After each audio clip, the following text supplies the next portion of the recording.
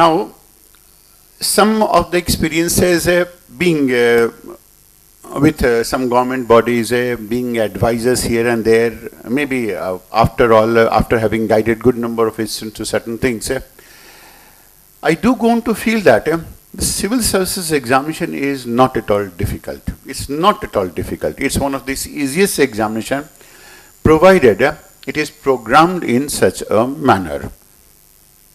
If you allow me to use an analogy, that will be a bit belonging to your generation, not worthy of my generation. Can I? Oh, thank you, thank you. That is, it's like wearing a shirt first and then wearing a vest later on.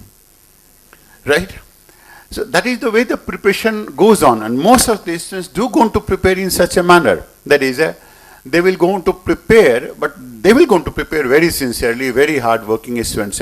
But then the sense of timing and other things go on to be completely lost. It's like having a dessert first and then eating the lunch. So you do go on to eat it, but then ultimately the entire sequence of a good number of things goes on to get lost. The first rule of knowledge is systematization of knowledge. If it is not systematized, then the total amount of time it takes for you to grasp certain things goes on to become very, very, very large, very time-taking, very, very time-taking, all in all. That is going to be one of these aspects on which we are going to be focusing on. That has been one of them. I'll go on to begin with this fact, that is, what exactly are the expectations of UPSC from a candidate? When they're going to see a candidate, when they're going to choose a candidate, then what is it that they're going to expect out of it? One of these first expectations that the UPSC goes on to be thinking that the students must go on to have is their ability to communicate, their ability to express. It's so simple. It's very, very simple. Now, why is it that we are going to be talking about communicability and expression is because it's the purity of the communication, it's the purity of expression that matters more than anything else. I go on to take an example. Now, I never went on to ask you a question, right? How are you? How are you? How are you? Now, that is not a good expression. I say it largely because some of you will be contemplative, some of you will be happy, some of you will be in a sad state, some of them will be irritated, some of you will be in an anxiety state.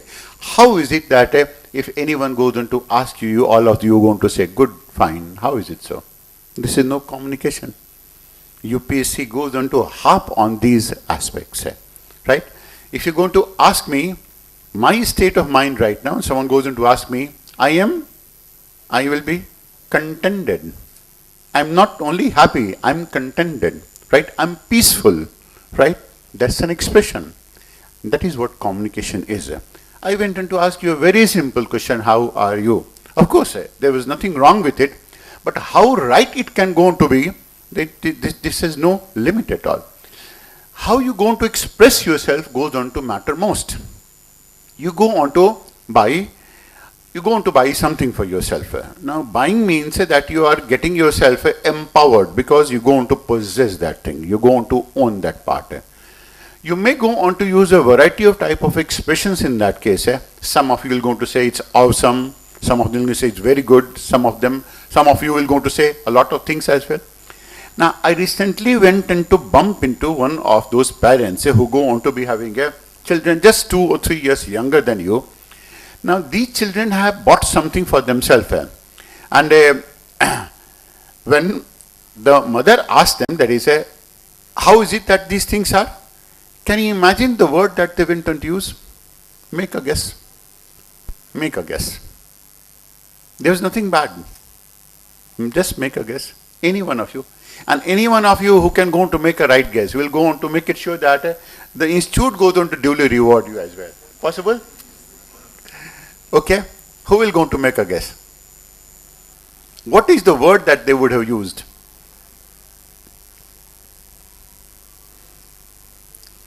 Now, no one will go on to send you to Pakistan for using that word, even if it is wrong. So, you like to use the word or not? Anything that comes to your mind, just go on to imagine it. Worst comes to worst, you will be wrong. In any case, you have come to this place assuming that. Sorry? Okay? Incredible. Okay, something else? Sorry? Okay. Now this said, it's very sexy. Right? I said, I was almost dumbfounded. What is that? Then the mother went to explain that anything that they find it very good, even the food. Mom, my breakfast is very sexy. Now, how is it that expression? How can it be? But then the word has come to connote anything that is beyond expectation. Right? Now, this is one type of communication, but then don't, for God's sake, don't go to use it in front of the interview board. Right? And if there happens to be a lady member, she will not going to think twice at all. You come and then you're going to walk away. It will be as simple as that the moment you're going to use this word. The moment interview board goes to ask you, how was your interview? You have to use a very calculated word, not the word that was used by this youngster. Now, this is no communication. When we're going to be talking about communication, it's like, take an example. What exactly is the state of relationship that goes into exist between India and Pakistan? What is that state of relationship? Can you go to explain it in one sentence? Yes, it's complicated. One sentence I'm using, not one word. Right? Sorry? Mutual hatred. It is one way, okay? Now, there can be, all of you are correct. I mean, there's nothing that we can go to say that is not correct. But we are not talking about being correct. We are talking about being perfect. And it's like, if you keep on eating groundnuts, you will going to find it's very good, till you come to have a taste of cashew nuts. You say it's going to be very, very good. It's like that is, you keep on communicating. When you keep on communicating and you're communicating at certain level, and you're going to find that your communication is very good. It may be, it may not be so, because you don't know to what level and how exactly you can go to communicate. That is, India and Pakistan relationship is a relationship of a mutual distrust between the governments. Although some amount of love goes on to exist at the people-to-people level, but then the poisonous content with which the Pakistani government goes on to arm their people has vitiated this entire atmosphere. The problem is, if you're going to go to Islamabad, I have been to that place to pick up a class in Lahore and Islamabad as well on perception management. That is, can you imagine that in Lahore, someone, because he happens to know that I'm from India, I'm talking about 2 years back, I'm from India, they will stop taking money from me? Can you imagine? They did it. The taxi driver never took anything because he said that you are from India. No, I'm not going to take it. I went on to see some people and they had tears in the eyes. That is, if I had been in India, if I would have been in India, right? And they were talking about Muhammad Rafi. I don't know whether you know his name or not. Oh, thank God, right? Because, well, my perception of the generation is that you're going to know something about Mika Singh, right? So, Muhammad Rafi, Kishore Kumar, Mukesh, that is what they were talking about. And they used to long for, that is, had I been in India, I would have eaten this, I would have met these people, I have met those type of people, and so on.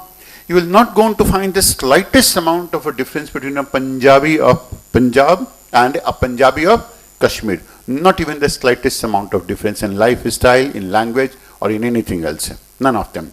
You will not go on to find too much amount of a difference between the people who go on to be in Lucknow and the people who go on to be in some old areas of Lahore. You will not be able to differentiate them at all. Not at all, except for the amount of Urdu that they will go on to use.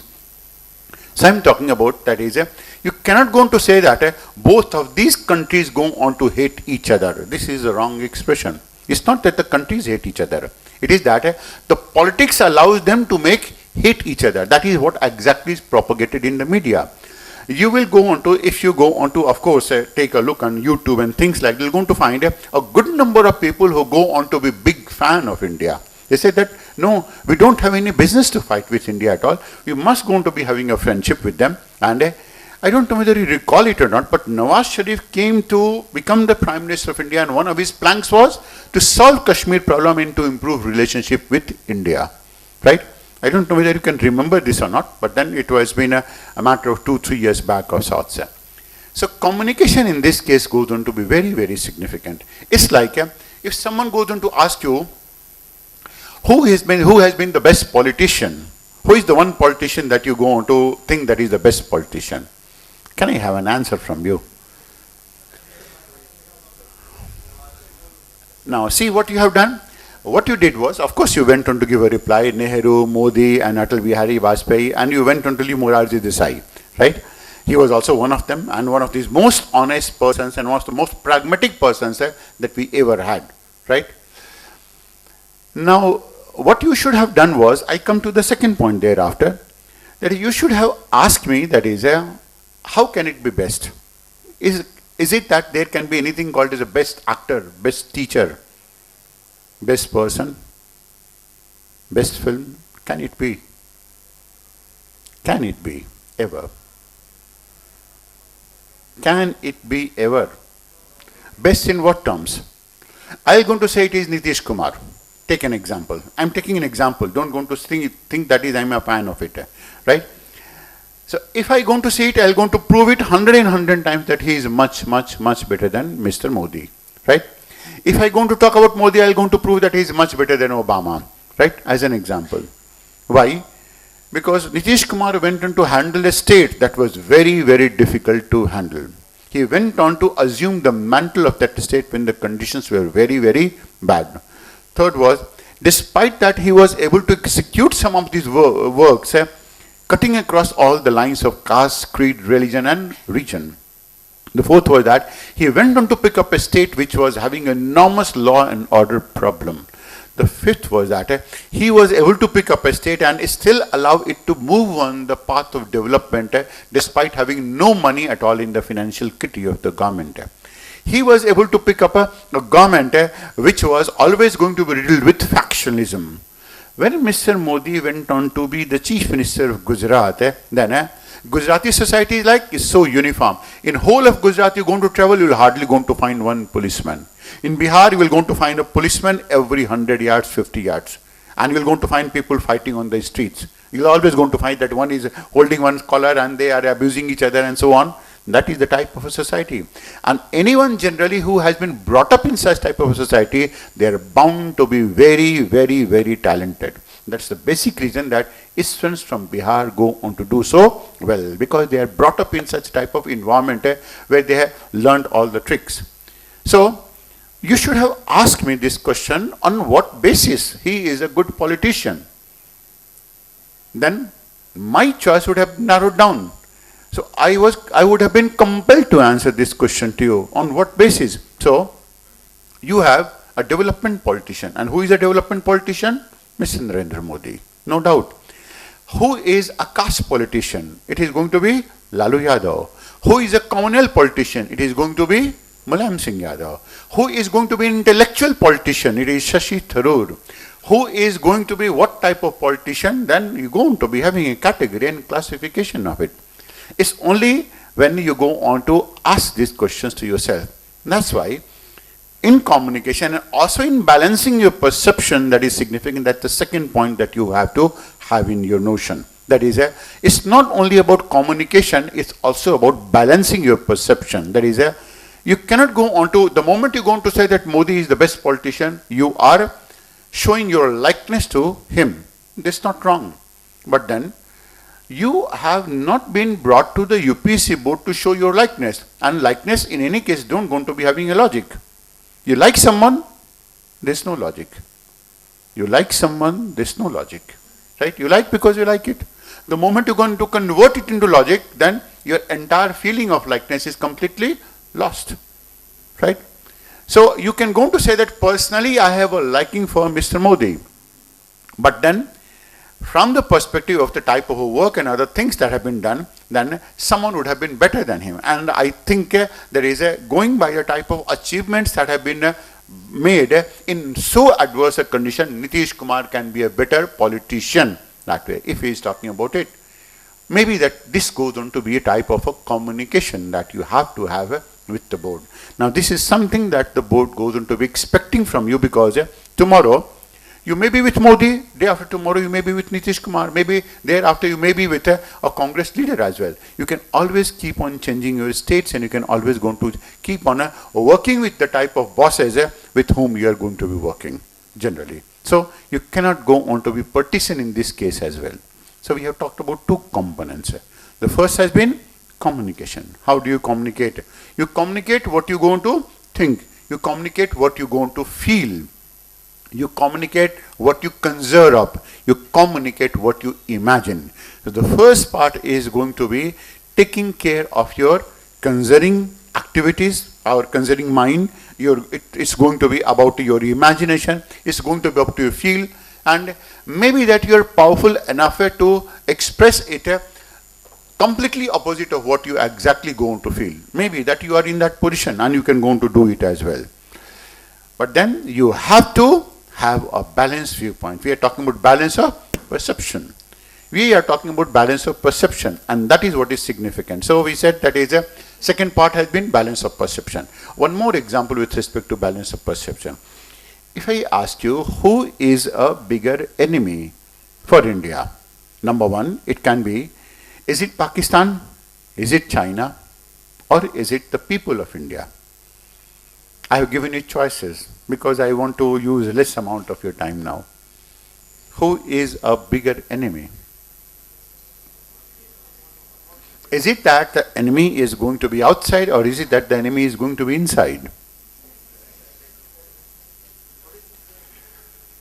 The question is, who is a bigger enemy of India? It is going to be China? Is it going to be Pakistan? Is it going to be US? Is it going to be Russia? Or is it going to be the people of India? On what basis? Now see, this is learning. This is learning. We are talking about who is more hostile to India. Enmity in this case, who is more hostile to India? Pakistan is nothing. Pakistan is nothing. Pakistan can't do anything to India. Pakistan doesn't go to having that much amount of courage. Pakistan has no power at all. Pakistanis don't dare these things to do with India at all. It is going to be China. It's China. If it is that it is the Chinese which are building CPEC, Chinese-Pakistan Economic Corridor. It is the intent of the Chinese to have invested $50 billion in Pakistan. Pakistan is another extension or territory of China. It's not Pakistan. Pakistanis don't know what is happening with them and what exactly Chinese intend to do with them, because they are illiterate. Of course, we can go to use the word fools also, right? They are so. And it is in the interest of the Chinese that they want to keep on raising this issue of Kashmir. They want to keep Kashmir on boil. So, when you are going to be talking about, you will go on to say that the popular perception in India is that it's going to be Pakistan. But strategically, it is China that is going to be gaining the most out of it. So China can be considered to be a long-term foe, and a foe that is capable of inflicting a maximum amount of damage to India rather than Pakistan, right? And that's a fact. Whatever that we are talking about, that is actually a fact. We're going to talk about it because next session we are going to be talking about external security of India and how is it that India is being attacked from so many of different type of sides. So one is language, second is language and expression, second is going to be a perception balance, that is how balanced you can go to think of. These things ultimately going to get themselves reflected in your body language. So that is third going to be body language. With the help of a body language, you can go on to let anyone know that whether the person goes on to belong to which category, whether the person is going to be having a good amount of values for him with himself or not. You will always you will always be able to explain that, whether the person goes on to be showing certain things, whether the person is simple or not. Now this is something that must be imbibed in you, or must have got itself imbibed in you still now, because if they have not been, then something has been wrong with the teaching that you have received at the family level. So That is, you will going to find a variety of type of body language and posture that you can go to find people going to be having. A walk, a simple walk will go on to show there is a, whether the person goes on to be flaunting certain things with him or not.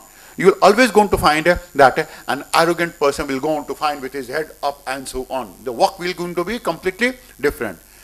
Completely different. The type of a walk that some of those people who have earned new amount of money right now, they will go to walk. Their head will be completely straight and going to be reaching to the sky of sorts. You will going to find there is some people who are willing to flaunt their muscles. That is their deltoids, their biceps. They will go to walk in this manner. That is how they will go to. So showing that is, see, my muscles are so big that I am not able to keep my hands straight. Now just imagine these fool people, and you're going to find a good number of Mumbai's stars also. They will going to walk like that, as if their hands are so full with muscle, so big that they can't going to keep it straight. Why body language is significant? Because ultimately, being a human being, we always go on to forge a chemistry with the person that we go to meet for the first time. It is the first time that you're going to meet a person that you're going to develop a liking for it or unliking for it. Maybe sometimes you're going to change your viewpoints as well. The interview board is also going to be like that. They're going to be falling in love with you, and they're going to say, oh, what a boy, what a girl, ita kitna pyara bachcha hai. Now, the 2 or 3 things that they can go to start thinking of is, that is, well, alas, I would have a son like him. Alas, I would have been I would be having a daughter like him. Because most of these people are successful people. They had hardly any time to communicate with their children. So they don't know whether their children are going good or not. They only expect certain things out of their children. They have not been able to give so much amount of time. Consequently, all of them go on to be almost on the brinks of a delinquency of sorts, a juvenile delinquency of sorts, almost on the brinks of it. So they are spoiled brats of sorts. So parents always going to feel like, alas, I would have been having a son like him. Now this is something that you can go on to sense in their eyes as well. This is body language. This is the chemistry that you're going to forge. And when you're going to be having it, indeed, we do going to be having some of these people when we're going to train people for the interview, and we're going to know that this is a person, this is a member of the interview board whose 2 sons and daughters have eloped with someone else. Then we're going to say, just be a good boy and a girl in front of them. You don't have to showcase your knowledge, information or anything like that. And they will go to keep on giving marks. Of course, being a human being, our subjectivity goes on to matter. And I'm going to say that largely because I have known some of these members who got their 3 daughters married to 3 people who they interviewed, and all of these 3 people went on to become Indian foreign service officers. So you keep on waiting for your time as well.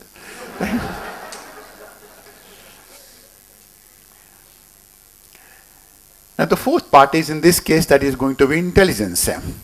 Now intelligence, and I'm talking about that, is you have to be intelligent, not exactly that you have to be a genius. Why not a genius? Why not a genius? Genius don't follow anyone. They make their own rules. They're going to follow their own rules, right? They're going to do whatever that they're going to like. They're very, very creative, and they're rebels. They are born rebels of sorts. Genius don't go on to follow any rules of society. In any case, the rules of society are made only to be broken and not to be followed at all, right? Because society goes on to be helping you only when you're going to become successful, not exactly when you are in trouble. Am I correct? Am I correct? Oh, it's a rare conjunction of viewpoints between an older generation and a new generation. Right? Intelligence will never go on to mean that you have to be clever. Remember that. Intelligence does not mean that you have to be clever. Being clever means you are thinking of manipulating someone. And when you are thinking of manipulating someone, and supposing that the person comes to know, you're going to go for a bluff and the person goes on to know, then your entire manipulation goes on to fall flat.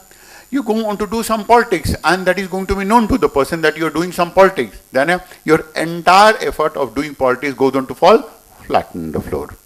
Right? Cleverness is no intelligence at all. Some of you may go on to think that you are very, very sharp and you can go on to manipulate people, and maybe that you can go on to make a fool of it. The day you do it, maybe 1 in 100 chance you will not go on to be caught. But the moment you are caught, everything is lost. We are talking about therefore intelligence, not cleverness. Intelligence means that you are able to solve day-to-day problem. That means you confront yourself with a problem and then you can go to solve it. Intelligence has nothing to do with your information level or knowledge. You may be intelligent, but then you don't have so much amount of information. Information will go to help you process your information ability in a better manner. But not exactly, if you are not well informed, then you are not intelligent. Take an example. Can I? Who is the most dumb heroine that is considered to be in Mumbai's film industry? Now you took the name, right? Now, had she been here, she would have fainted by now, right? Now that is the type of perception, Alia Bhatt. Now what makes you think so? Because she was the one who was not able to answer the question, who is the president of India, right? So she said, well, my information level is not going to be very good. But then, is it that she is able to solve her day-to-day problems? Is it that she is able to solve the problems that she goes to be facing every day with respect to her career with films and so on? Is it that she is doing well? There is no way that you can go to say that she is not intelligent at all. She is bound to be intelligent. Her information and knowledge is, it doesn't going to take her to know the names of prime minister, presidents or anyone else. That's a limitation. She's not interested in that.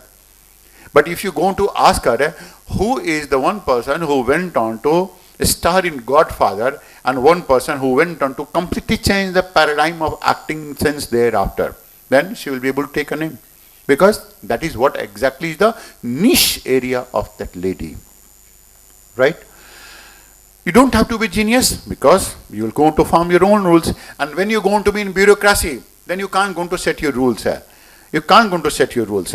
Have you ever been confronted with any type of a question that you have been posed to, or maybe you have come across some of these type of questions that you have been posed to in interview? For example, one of these questions may have been, and that goes on to be, that is, supposing a politician goes on to force you to do certain things, and being an IAS officer, IPS officer, what is the stance that you will go on to pick it up? Now, I'm going to ask this question to you. I'm going to ask this question to you. Supposing this question is put to you, that is, the question that is put to you is, you are an IAS officer posted in some place, and a politician goes on to force you to do something that is unethical, that is unlawful. What will you do? Sorry? According to rules? You're going to follow rules? Who has stipulated these rules? It is Constitution that has stipulated, and that's a very, very good answer. That's a very, very good answer, right? I mean, he deserves some amount of an applause for that, right? It's a very good answer. You don't going to get these type of answers. Normally people are going to say, I'll go to quote to the politician, I'll go to follow them, later on I'll go to stab him in the back. Now these are the type of answers that normally you're going to be getting. Other people are going to say, to hell with it, I'll go to do whatever that I want to do. No, you are a bureaucrat and you have to follow the rules books. That is what has been stipulated in the Constitution. You don't have to go here and there. You will go on to only, whatever politician goes on to say, you'll say, sir, if it is in a rule book, I'll go on to follow it. If it is not, even I can't go on to follow it. And if it is that you want to break the rules, well, please give it to me in writing, right, that you are going to be doing it, so he will never go on to do it. And that is intelligence. That is tackling that situation in an intelligent manner. That is going to be another part of it. That is 4 traits that we have talked about. 4 traits of your personality that are going to be significant. And this is what exactly UPC keeps on looking in you. The 5th trait is going to be associated with your ability to envision things.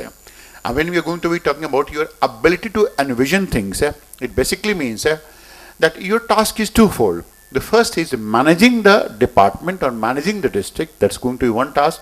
And the second task of yours goes on to be associated with helping the government to frame certain type of policies. This is going to be 2 tasks being in bureaucracy, right?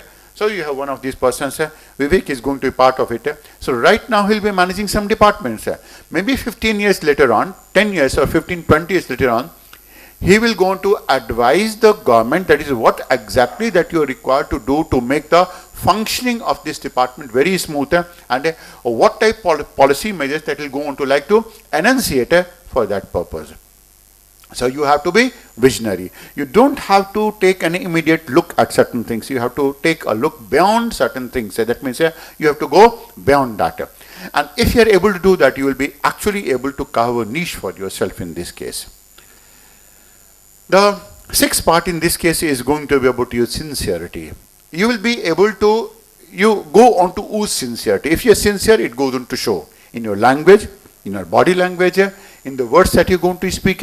Now this is something that even I can't go to quantify in just 2, 3, 4 minutes of a time for you at all. But you imagine that if you're not sincere and you're trying to pose that you're sincere, then this is something that can be caught. At least by all those people who are even 20 years older to me.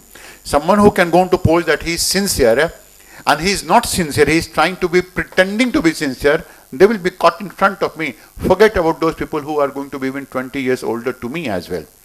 Now, these are some of the things that are generally going to be caught. That is one of the factors why the government has, as not exactly the part of a policy, but they have given directives and directions to different members, and the whole of UPC knows that this is the basic reason why more and more girls are going to be picked up in the administration. Well, don't go on to be thinking that I am insensitive to some gender in this case or not, but then girls do go on to be having some quality that goes on to make them qualify for this examination, and they are much better placed to qualify for this examination. Girls have many such type qualities, and they are very fundamentally very different from boys. Take an example. One of these is that girls are multitaskers. You agree? Boys are not. Is it that I am saying it so? Your scriptures go on to say it so. If you have seen any of these statues of a Saraswati, Durga, you're going to find one hand, second hand, third hand, fourth hand, fifth hand, 10 hands. Biologically, it's not possible. It goes on to be a symbolic meaning that this lady, that means Saraswati or Durga, was a multitasker. You will go on to find that your mother, she's cooking food, right? She's talking on her mobile as well. She is watching television as well, discussing that one. And if a young boy goes on to come, he'll go to, hey, bhau yahan se, right?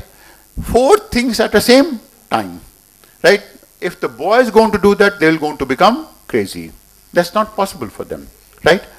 So it has been endowed naturally. It's not my fault, right? Understand it. Neither I am intending to praise them at all. It's only that, it's only because that is, I do go on to think that is this is going to be, this is a part of it. Second is, girls going to be having 2 hemispheres, like boys also, the left and the right hemisphere, both of them. And in boys, both of these, the logical segment and intuitive segment, both of them are separated, right? So boys are not able to have a very highly developed intuitive ability with them. Girls going to be having a very developed intuitive ability to begin with. For example, you may have seen in your family also, that is, your mother will go on to say that, see, this person is not okay, give me a proof. Now, the mother hasn't got any proof at all. But ultimately, she goes on to prove it, right? I told you this person was not good, this situation is not right, and still you went on to follow that, and then they went on to have a bang in the family, right? In this case, the mother is always going to be right, largely because she uses her intuition to know that. The boys come to a conclusion logically, one step after another step, after another step, after another step. So many steps they have to take to come to a conclusion. Girls go into a bang on intuition. If the girl goes on to say that this person is not right, or he is right, he is wrong, don't question them, right? Now, the second part is that they have an intuitive ability. I'm talking about why exactly, so you can go on to develop these abilities as well. They have both of these hemispheres developed, and they can go on to mix and match both of them. So that's a problem sometimes as well. They are not able to differentiate logic from intuition. They go on to think something else, speak something else, and go on to act something else. There is sometimes no correlation between all these 3 things. Sorry, girls. Now, the third part is about it is that is, when boys go on to be in the problem, they will go on to become zombie. They will become quiet. They will start looking for a solution. The moment a girl comes under problem, she will start speaking a lot. Pick a mobile, talk to one person, another girl, right? So that is the type of a difference that they're going to be having it. And mind you, boys go on to build a word stock of 7,000 words per day. Girls are hopping 32,000 words. If they don't speak, they'll fall sick.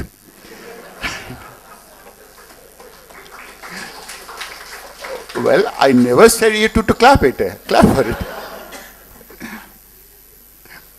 So that means you have to have some intuitive ability, sincerity. Sincerity is something that is intrinsic to girls. That is why they are very different. You must have seen your sister, mother to be very, very different from that of your father or maybe your elder brother as well.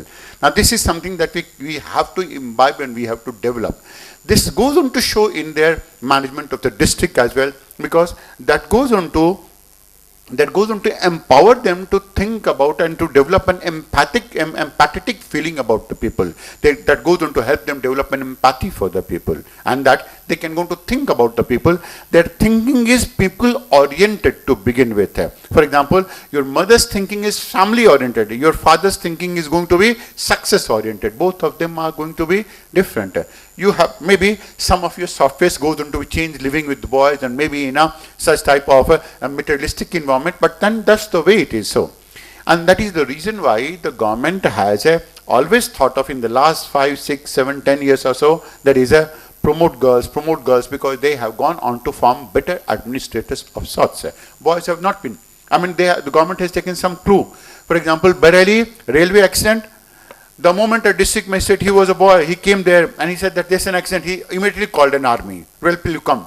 Now, what are you there as a head of the district in that place? If you are not able to manage even a single rail accident, pick up the case with Uttarakhand floods as well.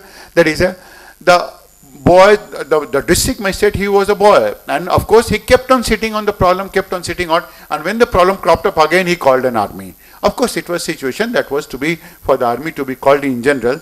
But then this is another part that is the government doesn't going to like. You cannot go on to use army in such a manner at all. It's not possible, and that's not even advisable at all in this case. So sincerity is one thing that goes on to be generally lacking, and the government, despite the fact that he has 25, 26, 28 years of age, cannot go to instill sincerity in you. That is not going to be so easy. So this is one part that you must have to develop, you must have to conserve, you must have to show, and you must start practicing it as well, because ultimately these things are going to matter. And the future of civil services is going to be, in any case, will going to rest with, as per the Baswan committee report, we have shared that with Vivek, that is, there are going to be 2 interviews. That's one.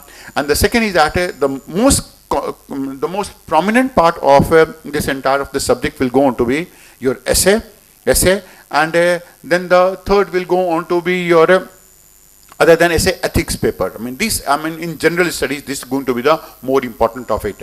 And government has been contemplating in bringing back the optional subject for prelims as well. I'm saying contemplating on it. I never said it has happened, right? Contemplating. So mind my words in this case. They're contemplating whether it can go on to happen or not, but then 2 or 3 things are definitely going to happen, and that will go on to help you prepare yourself in better manner. Maybe you are appearing 2 years later on or 3 years later on.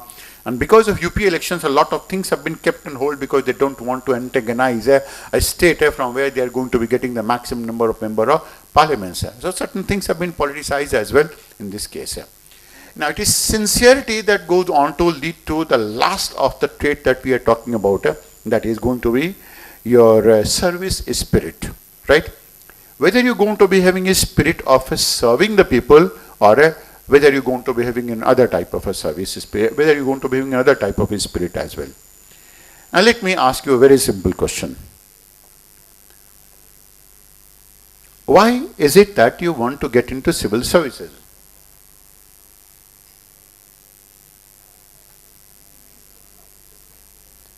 Why do you want to get into civil services? I'll let you know what are the different type of replies that we went on to have.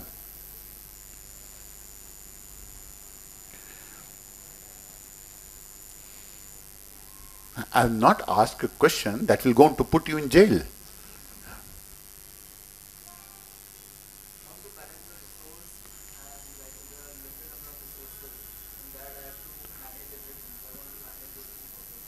the government is doing it. This is too idealistic a reply. This is too idealistic a reply. Sorry? Yes, that is being selfish. Yes, that's correct. I mean, there's nothing wrong with it. But it's only that you're thinking about yourself. Right? It's only that you're thinking about yourself. Okay, something else? Sorry? Diversity in the work. You can always going to have diversity in your life. No one has stopped you. No one has stopped you. You may be in, supposing you may be in some type of a business management, but then you want to do something else. So you can go and do that. This city is testimony to the fact that there are people who are in a business and they are doing a lot of other things as well. Of course, that is diversity. So how is it that you will go to show that you are fitted to that diversity? Every diversity work is not going to be helping you. So in the name of diversity, the government will going to make you a chairman of the revenue board. So you will be doing nothing. You will be doing nothing. You will be having nothing in your hand. You will just keep on sitting idle, keep on talking with the lawyers and judges and so on. You are not going to enjoy that part. Who said that? Who said that? Yes. Right? Let me talk to him. Right? Imagine, you going to become powerful because the government gives you power, or you are powerful from inside. When you are able to transform a person, that is called as strength. When you go on to be transforming yourself, that is called as absolute power. Nobody gives you power. You are powerful because you go on to feel that you are able to do certain things anytime, at any moment. If you think that you can study for 24 hours on a trot, then you are powerful because you are changing yourself. If you think that you can go on to be locked yourself in a room for 7 days and don't go on to go out, you are powerful. If you think that you can go on to work like a mule, you are powerful because you are going against yourself. No one makes you powerful. You are powerful because you go on to make you feel so. And if you think that you will go on to use a government machinery to manipulate it, to misuse it, then that is power in the perceptual terms. What he is going to do with power when he is going to there to serve the people? Agreed. You had certain things in mind, but the expression was not correct. That is what we are talking about. We are only talking about the expression, not that you have said anything that is wrong, right? Of course, why is not? Being a human being, we will always want that is a lot of people going to value us and they go on to see us in that manner as well. And you can go to get a lot of your work done as well easily, right? So you are given a power to do something individually, or you are given a power to implement some programs for the government. Give me an answer. For the government. So how is it that you are powerful then? It's the job that is powerful. Position. The position. And position is not you. Someone else comes in the position, they will be powerful. Just think of it. Okay? I assume that you have come here to learn something. And only knowing that is, I know much better than you, that's why. Or is it vice versa? Thank God. Okay, another answer? Sorry? Sorry. Spirit of service. Now, this is again very good answer, and that has come again from a person. That is the same person who talked about it. I say, why is it a good answer? Because some people do go on to say it's the best job in the country. The best job in the country is one that goes on to be with some people who be on the Bondi beach and who go on to whose job is nothing but to just keep on ogling at people because they are there for security. On the Sydney beach, think of it, imagine it. On the beaches of Sydney, your job is only to look for people, right? And your job is, that is, this person is doing what, this person is doing what, and this is not going to be he is not going to fall into the sea. And you are paid most handsomely for that. That is a job. When you are going to be doing something in retail, that is a job. It's a service spirit. That's the spirit. That means what you're going to say is that you must be feeling from inside to help the people to get themselves out of the problem. Not exactly that you'll go on to go 9 to 5, earn money, come back. It's not that way.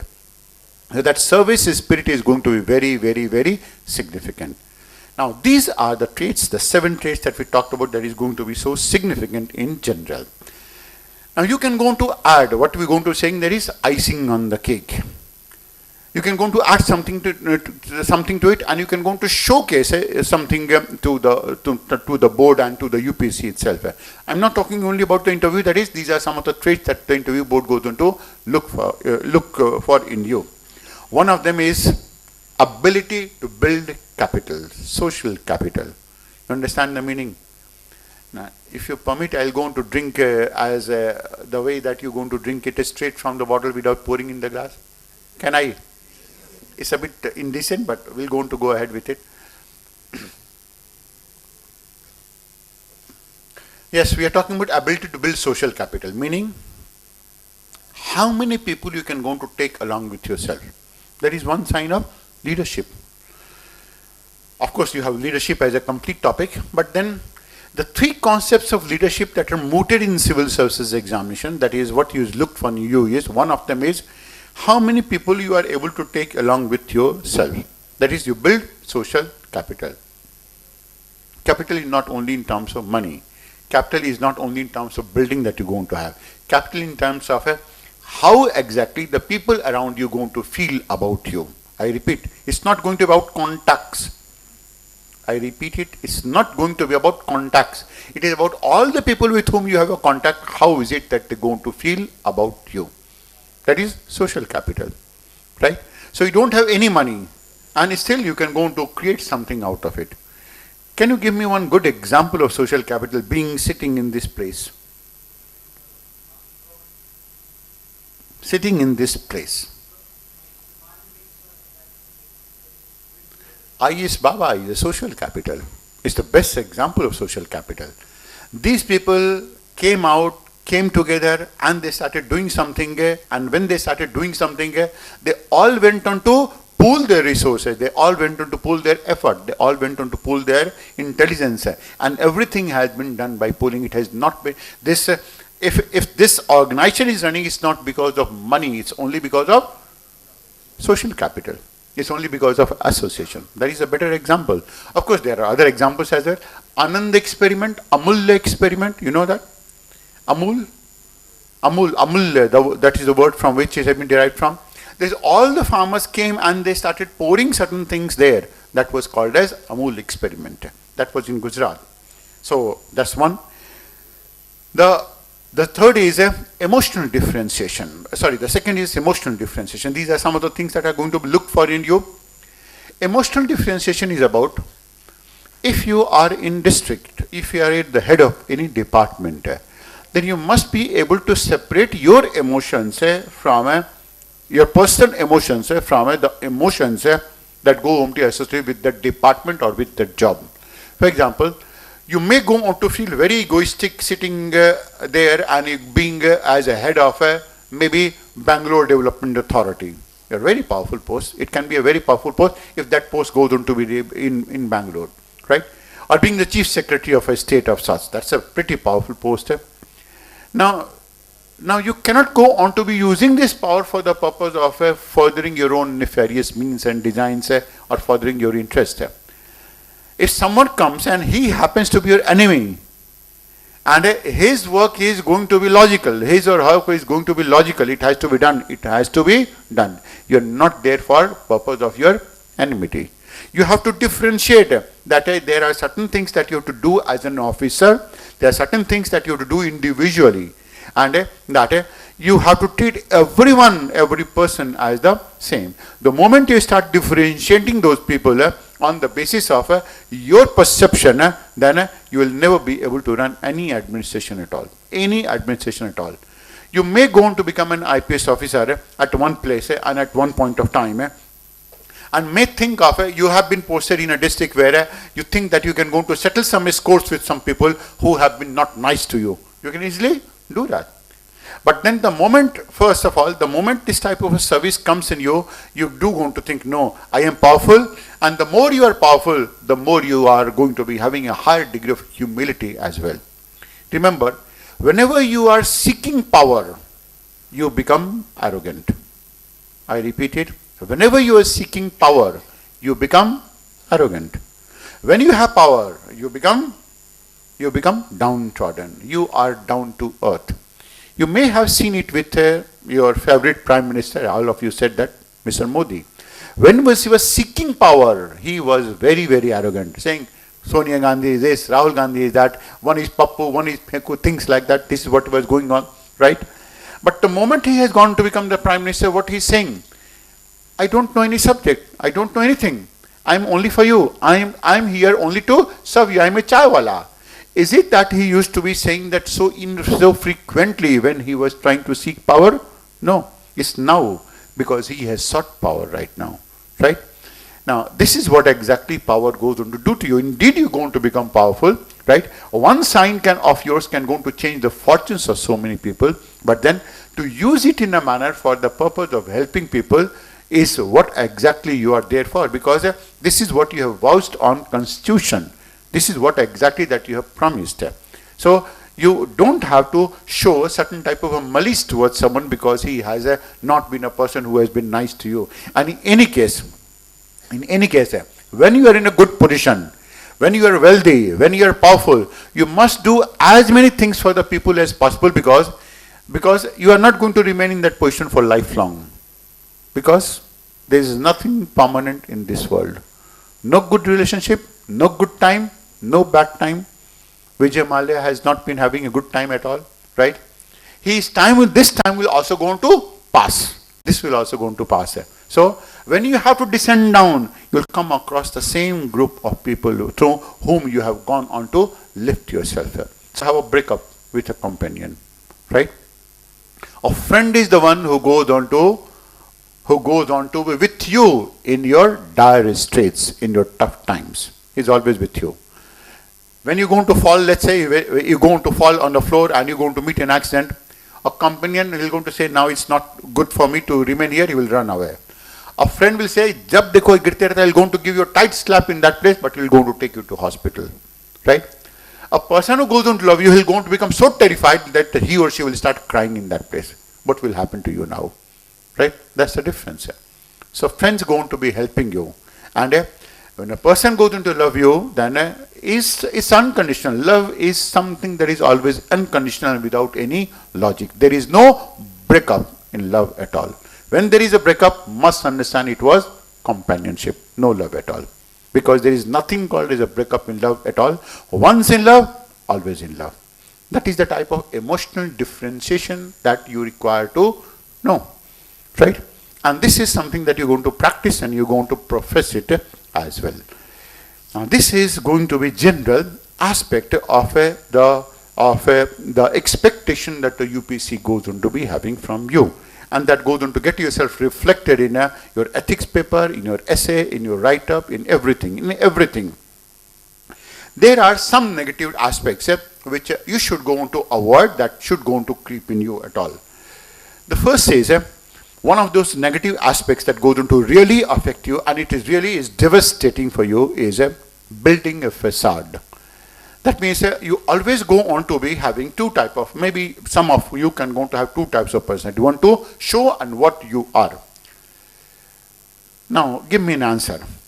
Supposing that you become a true human being for 3 years of time, only for 3 years, during the course of your preparation, maybe extend it to 4 years. You become what you are, and you show what you are, and you become very honest, very true to yourself for 4 years. And that goes on to help you give 35 years of a career. Is that worth? Is that worth? I never heard it. Is that worth? This is what I'm asking. You just have to be a nice human being for 4 years of a time to get 35 years of a secure career. The best career that India offers to you. Civil services. Right? Because when you're going to become complicated, your mind goes on to get cluttered. And you have a limited amount of a hard disk space available. Right? A RAM also is limited in this case. So that goes on to become cluttered. Right? When it goes on to become cluttered, you don't know, something that you can go on to do in just 2 hours may take some time, 2 days of time as well. It's like If someone goes on to insult you, take an example, if someone goes on to insult you, and then I ask you to study something and memorize something, and say that he's going to give me this homework after 1 day of a time, you won't be. Largely because your mind is completely occupied. Building a facade other than what you are allows you to become complicated, right? There will be some people who will be in such a position and still they will going to qualify for the examination. That's a possibility. So if you are able to manage it, no issues with me at all, right? Why should I be having any issue? But I have seen that is some people who are going to be building a facade, they are not able to do something right to them at all.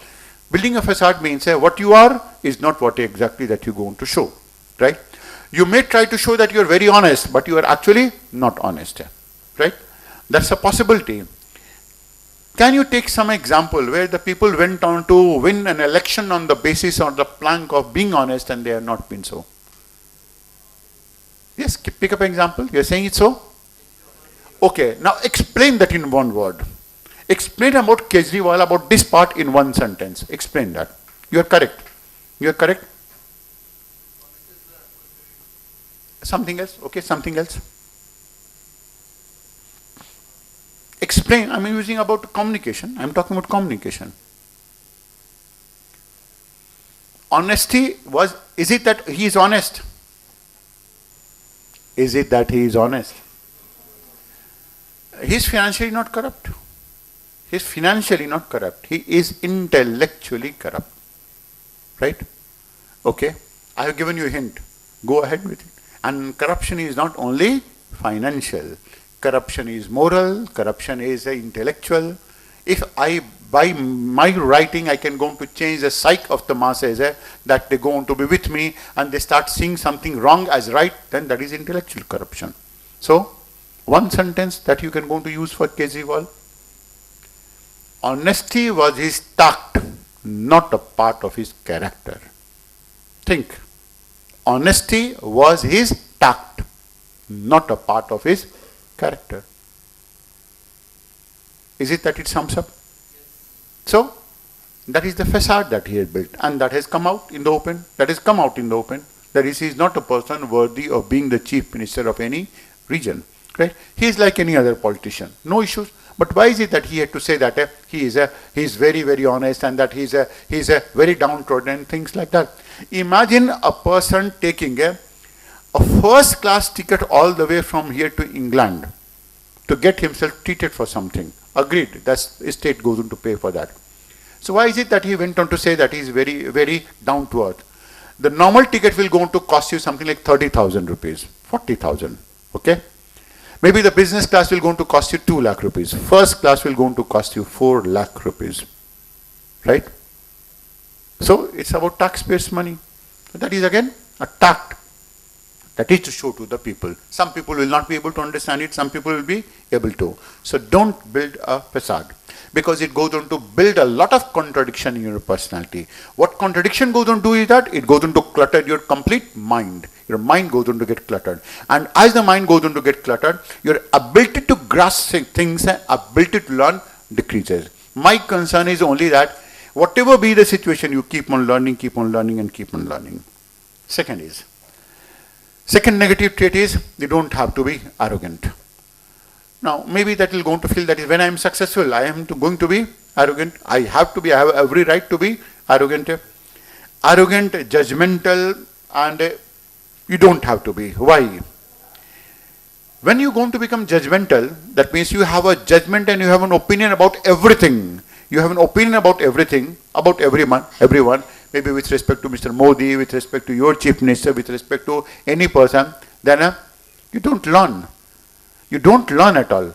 Arrogance goes on to keep you in darkness to such extent that you stop learning at all, right? You stop learning, then and there itself, you stop learning.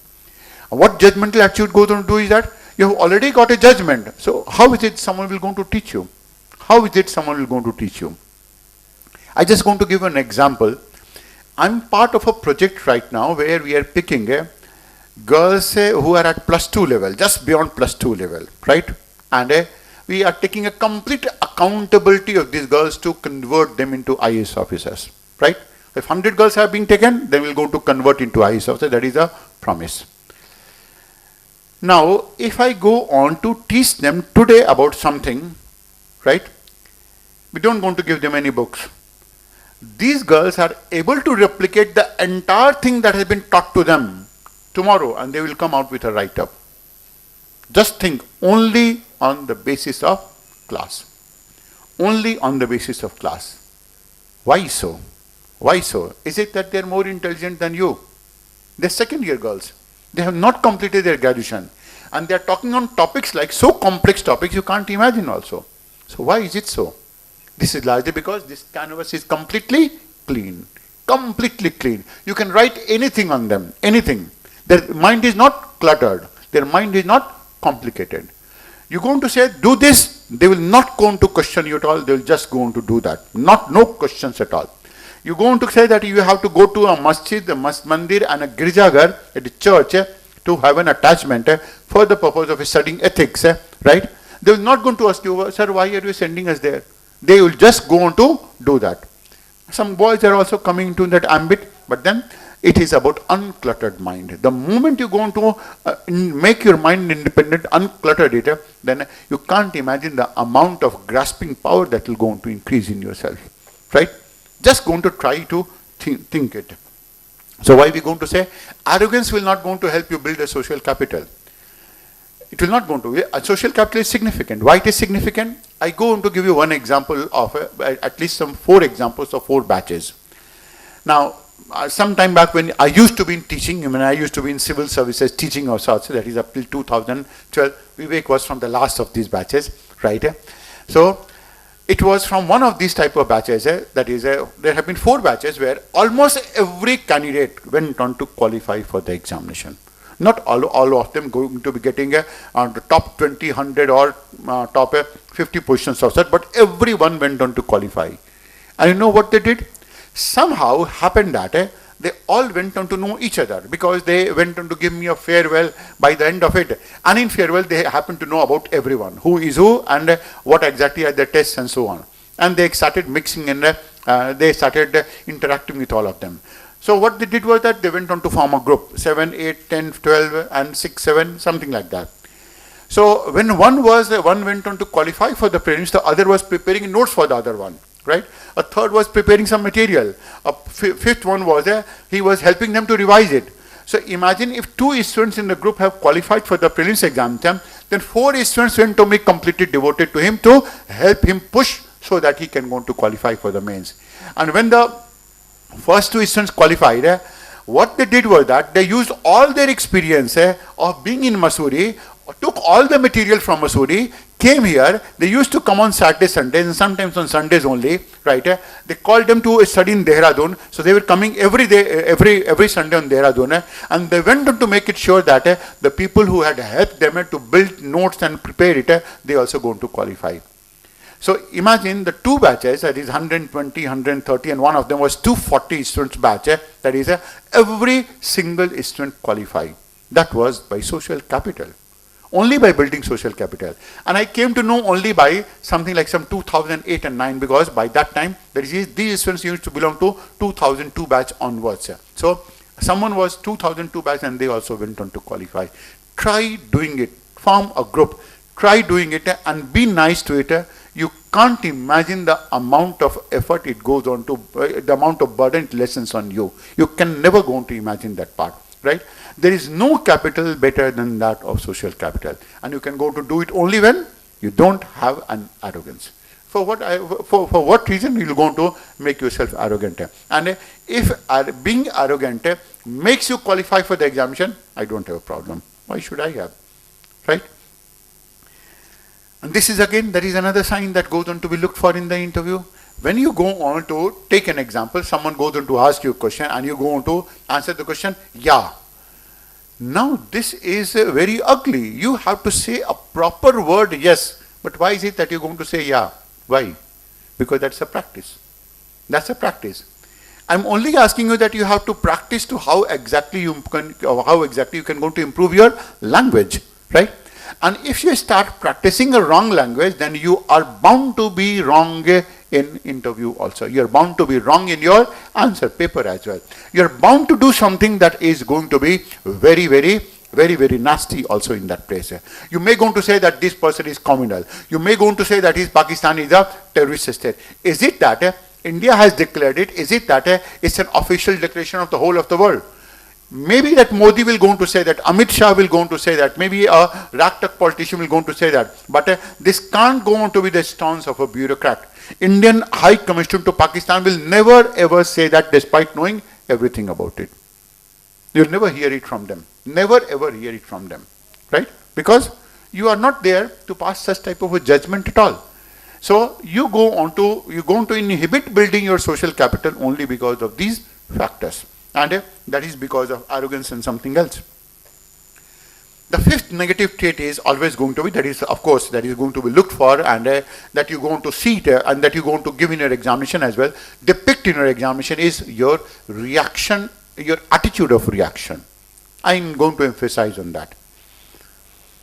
Now, I take an example. Take an example. Can I go on to pick up one of them to answer some of my question? Who will go to volunteer to answer some of my question? One person from this entire class. I'll not go to torture you at all. Sure. Okay?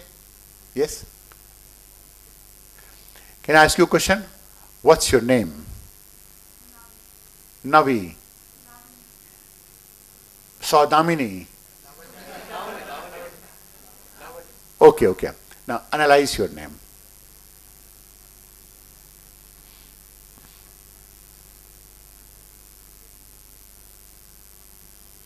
Okay, comment on your name.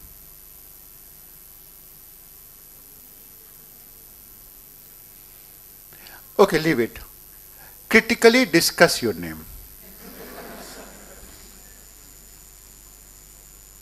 Well, my purpose is served. When someone goes in to ask you questions of 4 different types, can the answer be one? When 4 different questions are asked, can the answer be one? I ask her 4 different questions, right? If someone goes on to ask you, critically examine the urban problems of Bengaluru, the answer has to be different. If someone asks a comment on the urban problems of Bengaluru, the answer has to be different. If someone goes on to ask you, discuss the urban problems of Bengaluru, then it is going to be different. And someone goes on to ask you, illustrate and examine the urban problems, then that has to be different. Only a change in the semantics, nothing else. Only a change in the semantics that has taken place in this case. And why is it that the students are not able to do it so easily? That is because they react.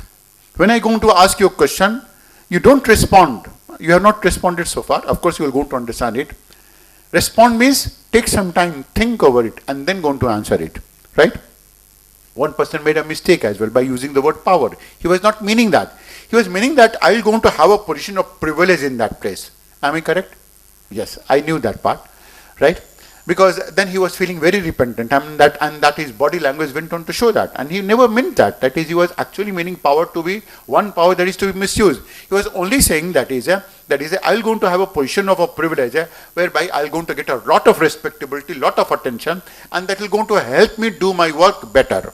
Have I expressed you in a better manner? Yes or no? Why are you blushing then?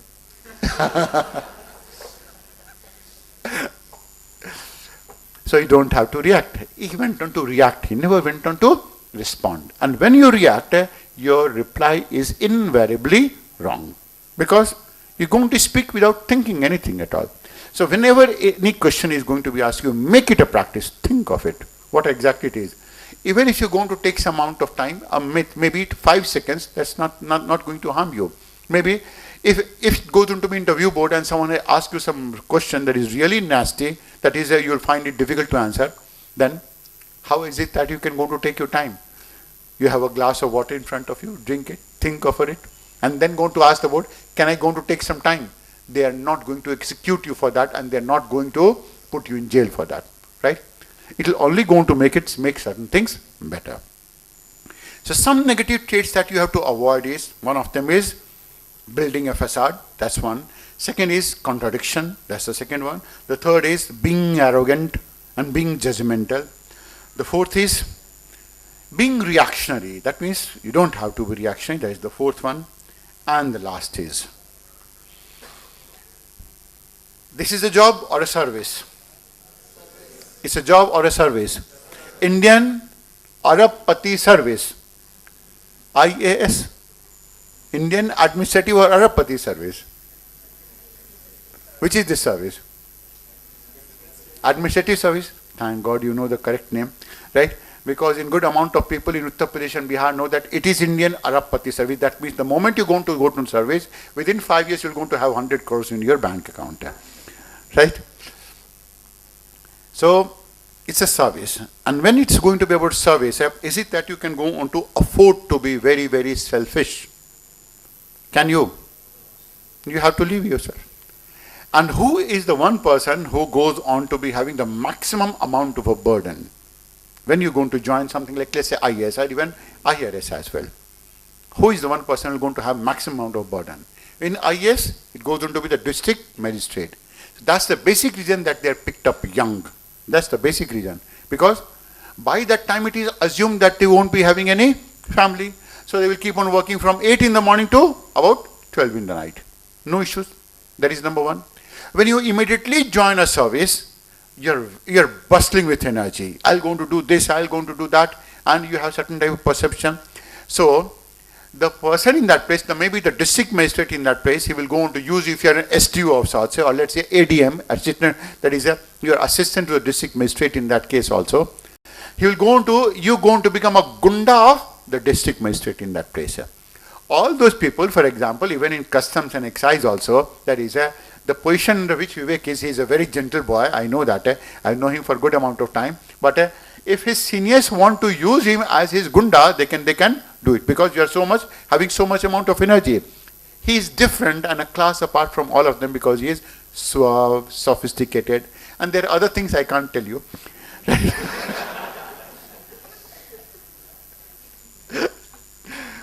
So what we are talking about is that you don't have to be selfish. You have to shun that selfishness, and you require to have a good amount of gender sensitivity, right? Gender sensitivity in the sense that you understand why that is, must understand that girls and boys are going to be different, men and women are going to be different, their work style is different. To a same situation, they will not going to react in the same manner. It's simply not possible. This is a very basic part which even the husband and wives also don't take into account, right? Let's say they both of them going to get married and there is a big problem in the family. The husband will going to become quiet. We start thinking about the solution. And the girl will start chirping a lot. I mean, talking here, there. And we'll go to say, take a look at you. There is such a big problem and you're not thinking about anything at all. The husband will going to say that there's such a big problem. I keep on talking. Now, there's no discord at all. But then this is about gender sensitivity. That is, it's also because you will also going to find that the expenditure that the family may have made on the boys when they are young, and the expenditure that the family must have made on the girls when they were young is different. On whom the expenditure is more? Girls. Girls always. Because they are the one who are going to make the entire atmosphere of the house very lively. Wearing different type of dresses, colorful dresses, chopping here and there, serving, doing some naughtiness here and there and so on. This is what you're going to do. So if you have such type of an issue, you go on to make them a messenger. And how is it that you're going to make a messenger? You don't require it right now. But in our days, our sisters used to be a very good messenger. If we have to express our feelings to someone, as an example, I mean, don't think about me, right? If we have to give some letters, what we used to do was, we used to go on to pick up some 50 rupees, give this letter to her. They say, no, it's too less amount of money, give me some more, right? So 10 rupees more. And then ultimately the bargaining used to become to 100 rupees. So you used to be sending your feelings through your sister to that one, and she was a conduit, right? And when everything used to get settled, then you used to come to your mother, see mother, you are very nice, you're looking very good, your cook is very good, right? Why don't you talk to father? And now then she used to be getting alarmed, oh, something garbad, right? So that is center sensitivity, that you must understand, that is people are different. People from different regions are different, their territories are different, different languages are different, different genders are going to be different. So it's not only about gender sensitivity, it's about regional sensitivity as well. It's about illiterate people going to be having a different type of sensitivity in comparison to that of literate people. Both of them going to be completely different. So they are not going to be exactly the same. Now, having said that, that means we require to have certain type of traits and the expectation that the UPC goes on to be having it. They don't expect you to be arrogant, but they expect you to be having good communication, right? There are, these are some of the type of traits. How exactly that you can go from here onwards? What exactly is it that you can actually go on to do from here onwards, moving ahead out of it? The first is, you have to be beautiful, and you have to make yourself beautiful, and you have to make other people feel beautiful at all. I hope you understand the meaning of this word. I hope. I don't know.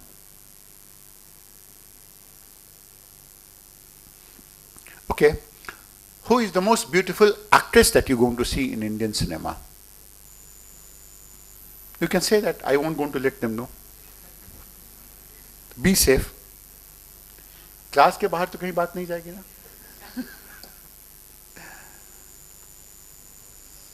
Yes, express yourself.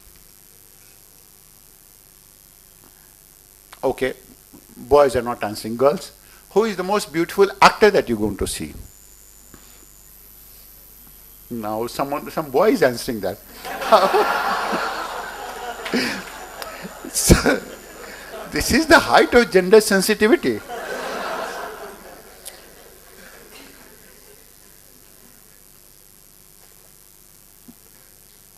Can I get an answer? Sorry? Yes, why not? Why not? Sorry? Okay, he answered. Someone else? Sorry? Sushant Singh Rajput. Okay. Someone else? I mean, two people, I mean, daredevil people, they have talked about, they bared their hearts out. Madhuri Dixit. Okay, now I got this answer. Not what you are thinking, what I am thinking. See, they have good looks, good expression. Whether they go on to be nice person or not, whether they're going to be having a heart that is going to be of gold or not, we don't know. A person doesn't go on to become beautiful as long as his morality, character, ethics, personality, carrying capacity doesn't go on to be in congruence with the society, and he or she doesn't go on to be having a helping attitude towards the people. Beauty is all about how you feel, and you don't going to feel bad about other people at all, because what you feel is what you're going to express. All of the names that you took, they are good looking, they are attractive, they are not beautiful, because we don't know. You're going to call anyone beautiful only when you know that person. Otherwise, you don't use this word at all. We don't use this word at all. They are good looking, they are attractive. Attractive in which sense? Is it that they are physically attractive, or is it that they're emotionally attractive, or is it that they're intellectually attractive? Who is intellectually the most attractive girl? You have taken the name. Deepika Padukone. She is intellectually attractive. There are some of them who are going to be physically attractive. Some of them are emotionally attractive. Alia Bhatt is emotionally attractive. Right? That's the way that you go on to see that. It's not that you can go on to say that they are beautiful. You have to be beautiful. Why? It's like you have to have a beautiful heart inside you. And why I'm saying so? It's not something that is idealistic. It's something that is going to help you prepare for your examination. We have accepted this fact. Being good for 4 years will go on to give you 35 years of a secure career. You will go on to meet some people who may not be nice to you. It's still going to be good because that is your trait. Why is it that you should go on to lose your trait at all? For what reason? This is something that is not going to be good.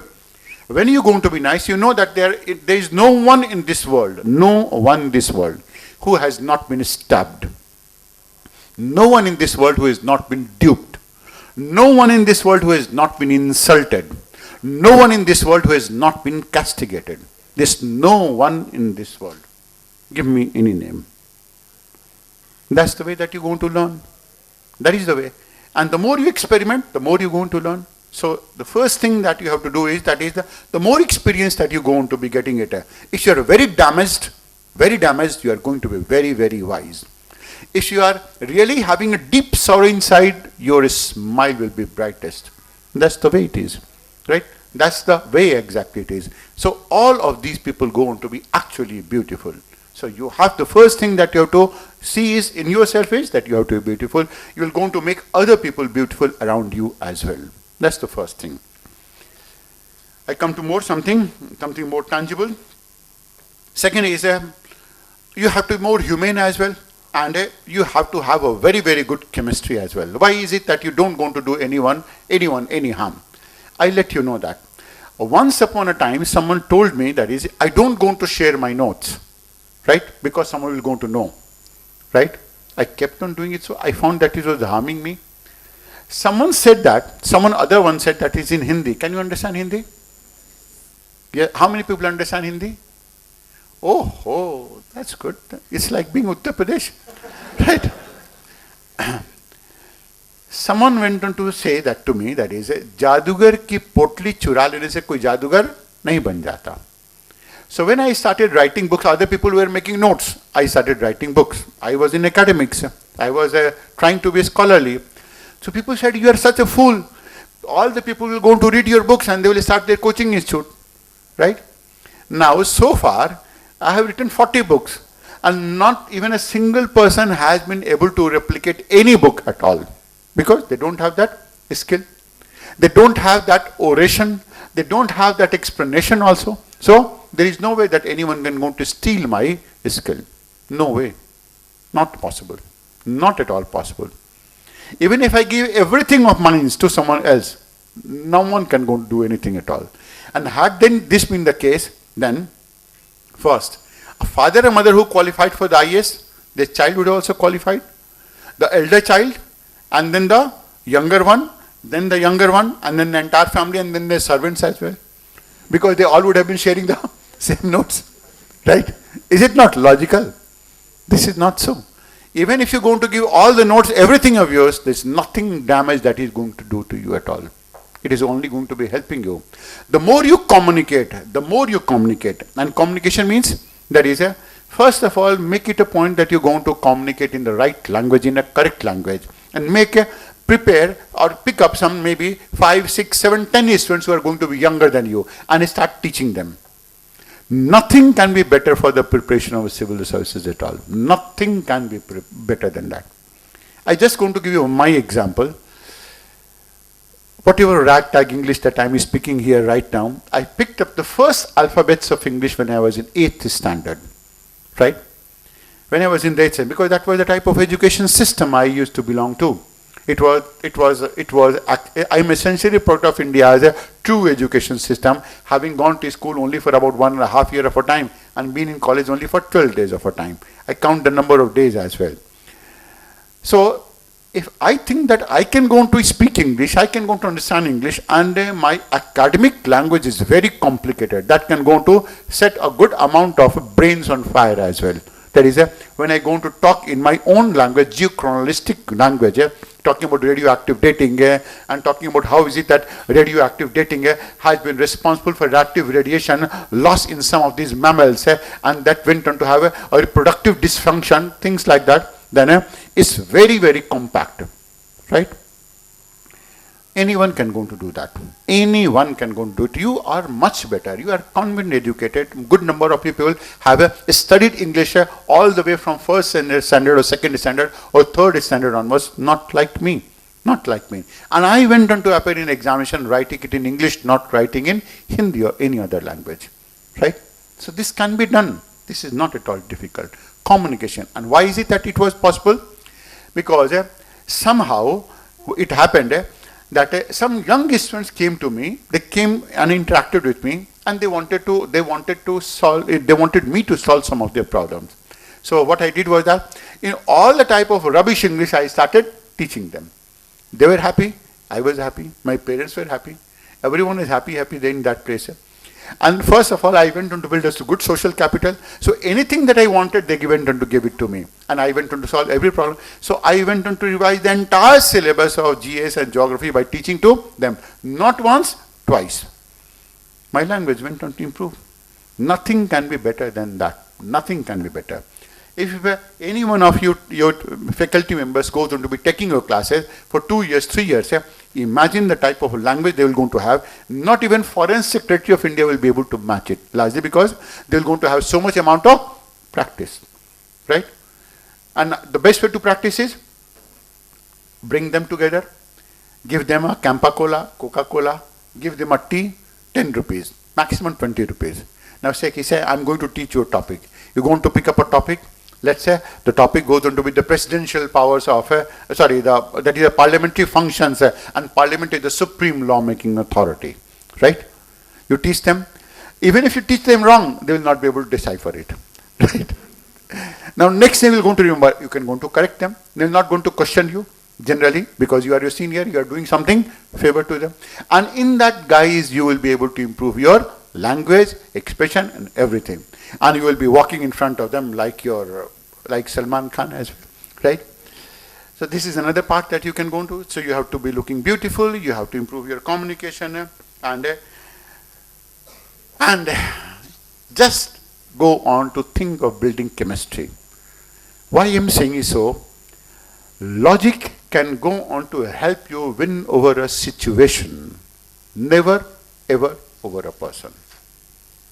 If you're going to talk about certain things which is logical, then of course you will be able to prove that right.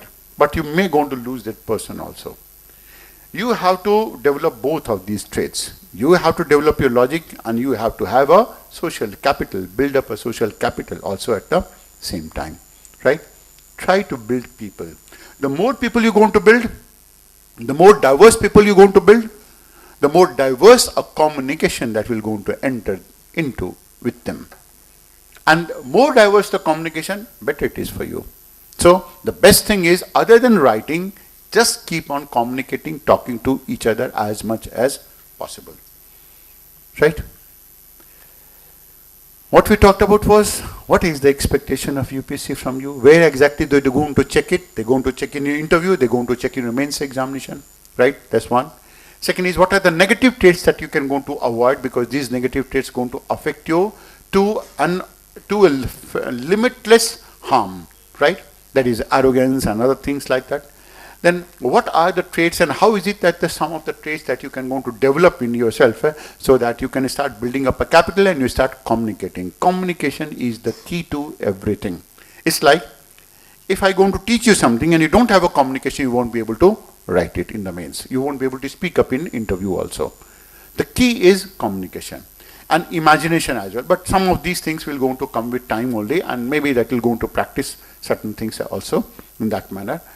So once you're going to be practicing it, it's going to be very, very easy examination. And I have seen that how easy it is going to be. If a second year student can go on to write much better answer than the students that we're going to be receiving from IIT after 5 years of graduation, then I think this is something that is seen to be believed, and that is felt to be believed at all also. Right? Any question you should have from me?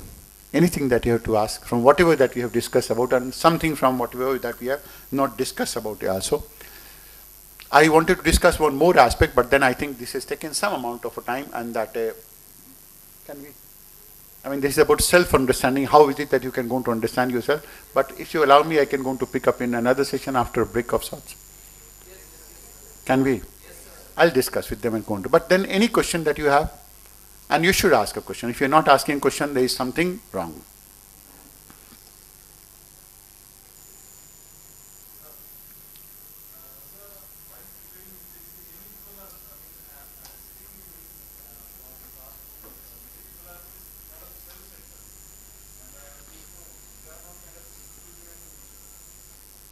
I can't help them. See, you have to be self-centered because you have to study and you have to be studying within a closed room. But be self-centered for out of 24 hours, you can go to be self-centered for 18 hours. Right? Keep 2 hours for being not self-centered, out-centered. Keep yourself for that. You will only go on to gain, not lose. I can only pity with them. And you can go to let them know, see, being self-centered is not going to help you. If you're going to be friends with them, friends with me, I'm going to do these things. You can go to practice on me as well. And supposing they go on to explain to you about certain things like how is it that increment capital output ratio goes on to affect inflation. You will go to learn, they will go to practice. So go on to give them this synergy. Make them feel that there is a synergy. Can be. It is your convincing power. There is nothing in this world that is bad. Nothing in this world that is immoral, provided you are able to defend it. And defend it as your heart goes on to say. Nothing in this world. Are you able to understand this part? Hema Malini went on to have a baby with Dharmendra out of his wedlock. Is it that you have found even a single person raising fingers against her? Yes or no? Sridevi went on to do the same thing with Bonnie Kapoor. Neena Gupta went on to have only 1 day of a union with Vivian Richards. Has anyone raised any fingers towards them? This is largely because they were of such a strong character. Right? They only said that is, we can't go on to live without him because we are terribly in love with each other. Right? That is all that they said. And that is how they are. That is how they are. So honesty has certain type of a feeling and reverberations that you can't imagine. So you have to be honest in this case. Honesty means even in relationship also you can go on to be honest and you can go on to gain. You only stand to gain. Still there will be some people who will be out to harm you. But you can't help it. There are going to be some type of people. Not all dogs can go on to be so affectionate to you. Yes. Yes, please ask.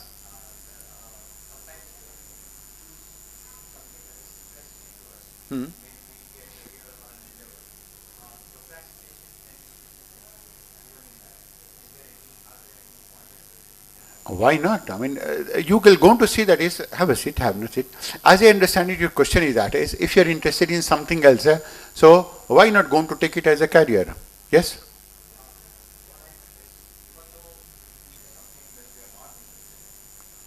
No problem. In any case, you going to learn? Yes or no? See, I was not meant for UPSC. So my parents, I was a fashion designer working in the Western Zone in Goa and other people. My job was to shoot people, to make them wear a dress and also to put it down as well. That is what my job was. I was enjoying that part thoroughly till my parents said that, see, we are a feudal family. We require to have either a gunda in our family or a bureaucrat in our family or a politician in our family. What you like to be? I said, I can't go to be gunda. I can't go to be politician. So the one thing that I may going to try is try to be a bureaucrat. So it was out of my interest. And you know what I did? How is it that I used to study?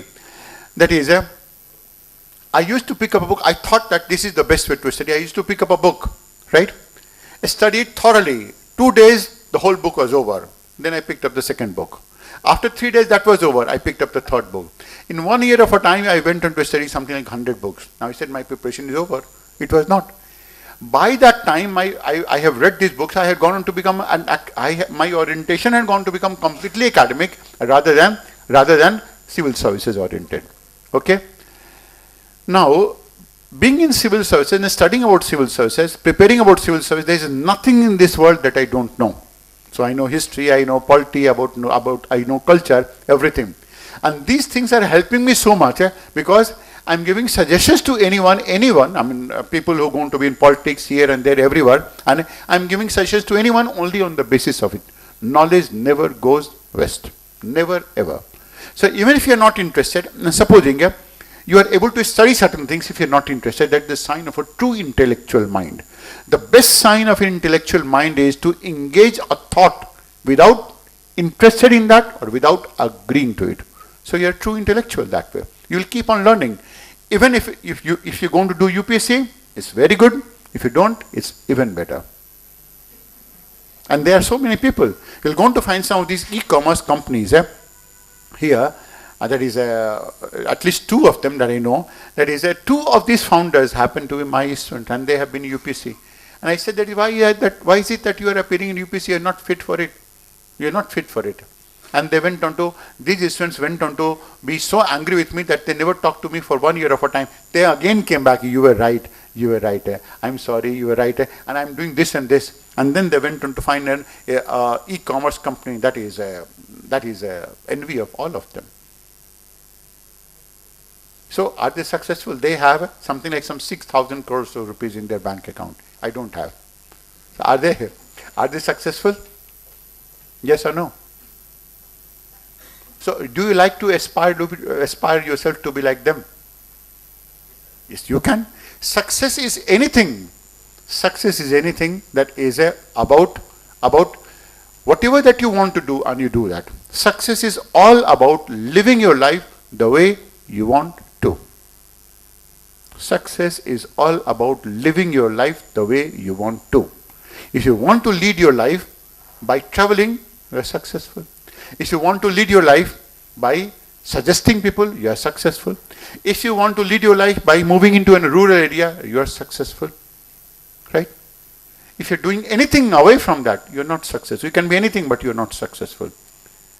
The moment you are under stress doing anything, you are not successful at all. Maybe that you have recognition and you have an identity, but you're not successful. Your attitude is towards being successful. Your attitude is not towards being an achiever of sorts, right? And as I go on to see it from everything of yours, that you have been brought up in a type of a family which goes on to be having it, but they have brought you up in a very, very nice manner. They have instilled a lot of values in you as well, right? And you will be having some type of rural background as well. Is it so? Okay.